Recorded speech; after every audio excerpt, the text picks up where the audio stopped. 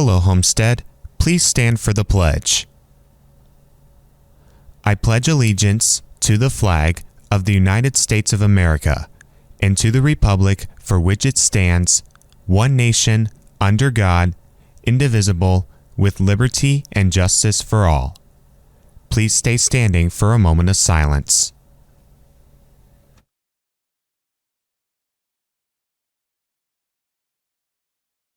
From Homestead Media, this is HHS In Depth.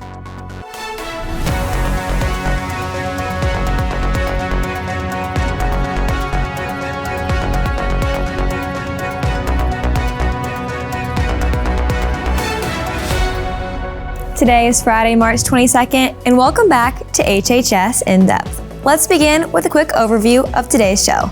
First off, Jaron Ellis brings a new concept to HHS In Depth with the day in the life of a teacher. Then I'll bring you a story on two student writers here at Homestead who've had their own books published. Later on, Elena Baker will share the process of becoming a foreign exchange student. And then we'll wrap up the show with Carly Sweinmeller's weather report.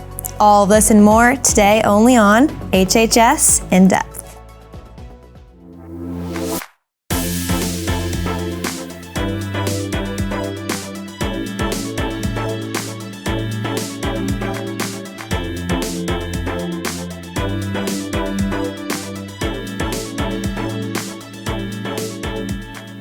Hello, Spartans, and welcome to HHS In Depth. I'm Caroline Burns. And I'm Grace Dickmeyer. And Caroline, it's been way too cold out for my liking recently. I definitely wasn't built for all the Indiana unpredictability. Same.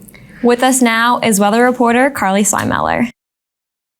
Thanks, guys. Though this week has been quite a chilly one, next week will bring us some warmer temps before we pack our bags for spring break. I'll be back later in the show to let you know more.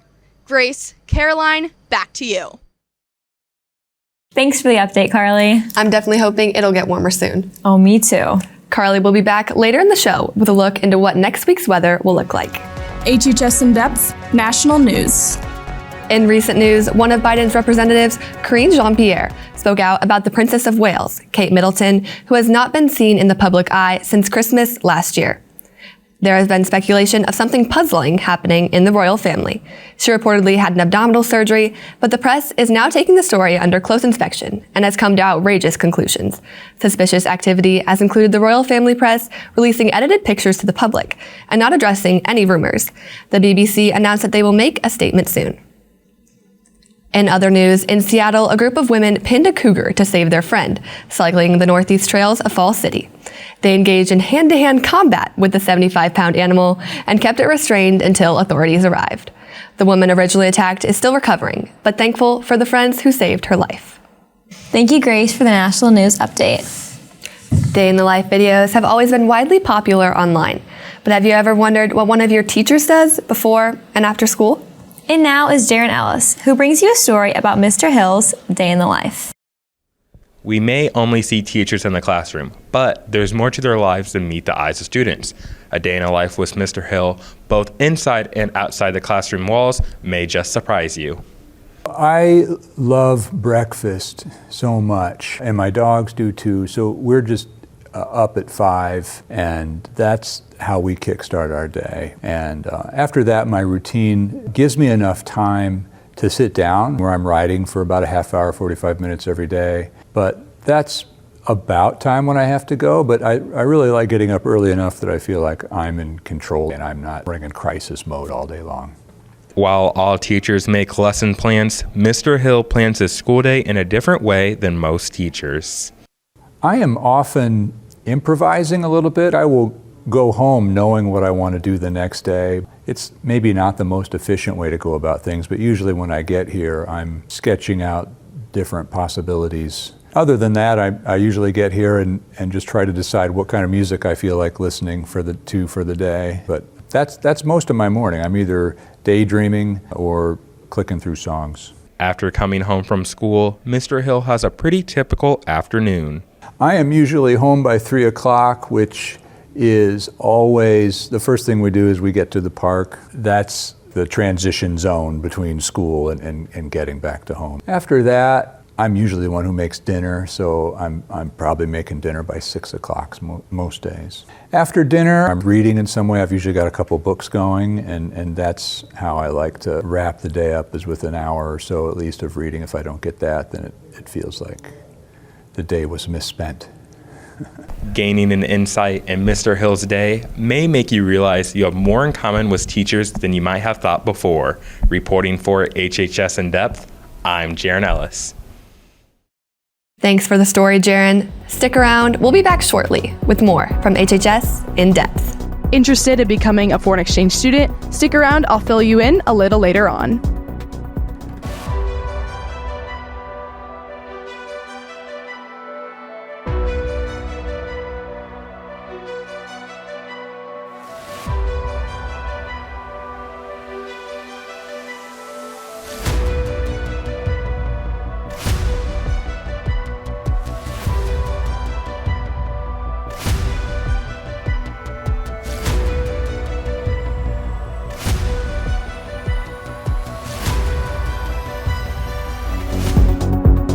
Back to HHS In Depth. The Intramural Dodgeball League for all Homestead students and faculty to participate in is just around the corner.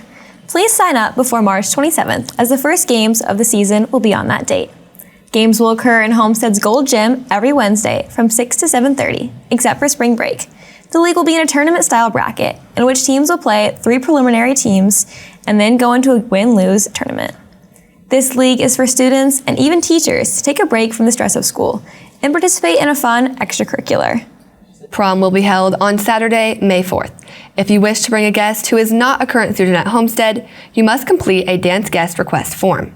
Please plan ahead. This form requires the signatures of your guest, parents, and school administrator. The deadline to turn in the completed form is Friday, April 26th at 3 p.m. There are absolutely no exceptions to this cutoff time. No faxes or late copies will be accepted. Forms are available on the Homestead website and in the discipline office. Attention all cheerleaders. Any student interested in trying out for the cheerleading for fall football season next year will need to attend a parent and student athlete meeting at 6 p.m. on Tuesday, April 9th in the Homestead cafeteria. Please go and enter through door 1. If you have any questions, contact Coach Sunderland at the email address shown here. Seniors scholarship season is in full swing, and there are numerous scholarships with deadlines in March and April. Do not miss the opportunity to apply.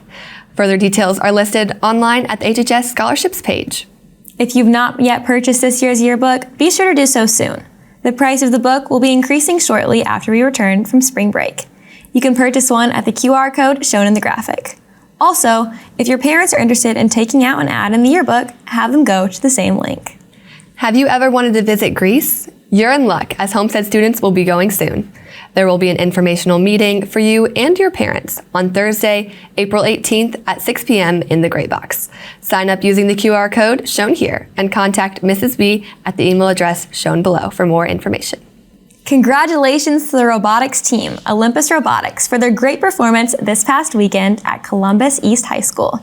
The team and their 2 alliance partners finished second in the finals matches. Besides the great performance, the team earned the Sustainability Award, which celebrates and recognizes a team which has developed sustainable practices to have a positive environmental impact and achieve long-term continuity. It was a great performance by the team, and they are all excited to head to Plainfield High School this weekend. Homestead has been given permission to hire juniors and seniors to work after school helping our maintenance team by cleaning the floors and stairways each day after school. Hours are from 3 to 5 p.m., Monday through Friday, and the pay is $17.62 per hour. If interested, students should go to the SACS website to apply or scan the QR code shown in the graphic and be sure to apply for the part-time position. While many Homestead students excel in English and writing, 2 aspirants have taken their love for the subject a step further, publishing their very own novel. What wanted to make me write a book was probably because of the goal I had when I was back in elementary. I decided that I was going to write a book and get it done. The book is called The Hill Where We Once Stood. It is a sad romance between 2 teenagers.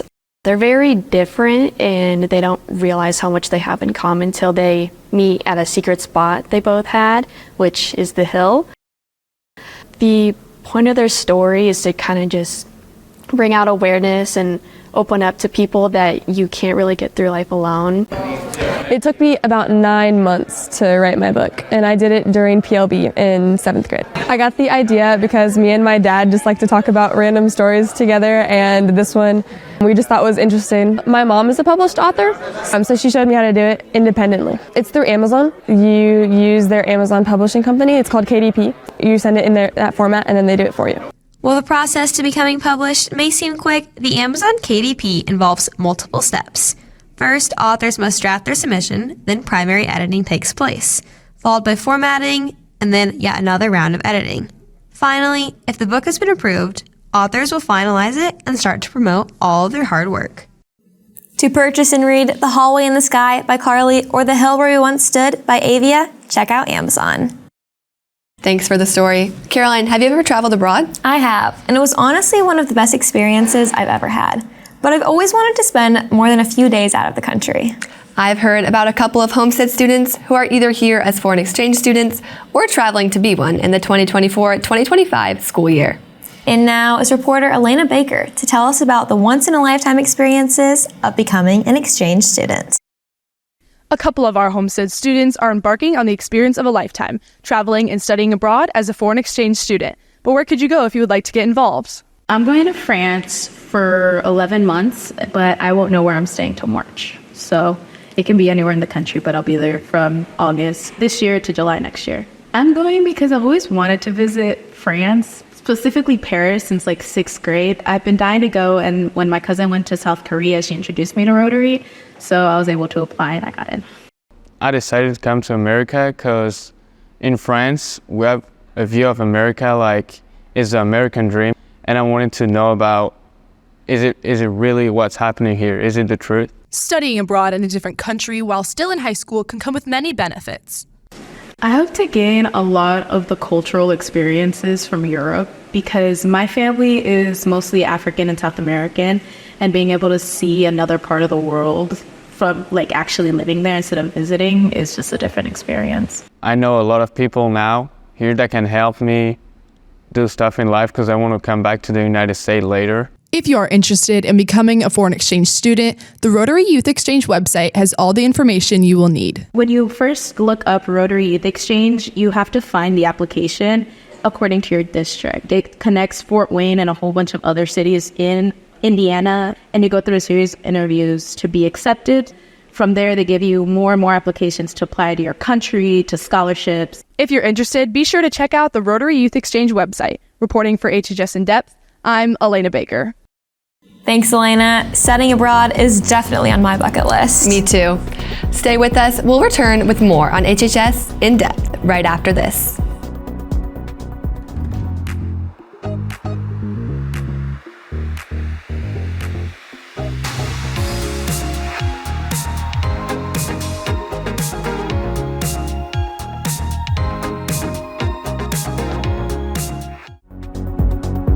Welcome back to HHS In Depth. Welcome back. And Grace, after this week's cold front, I definitely need some vitamin D for the upcoming weekend. Me too. I'm really hoping our track practice won't be as cold today.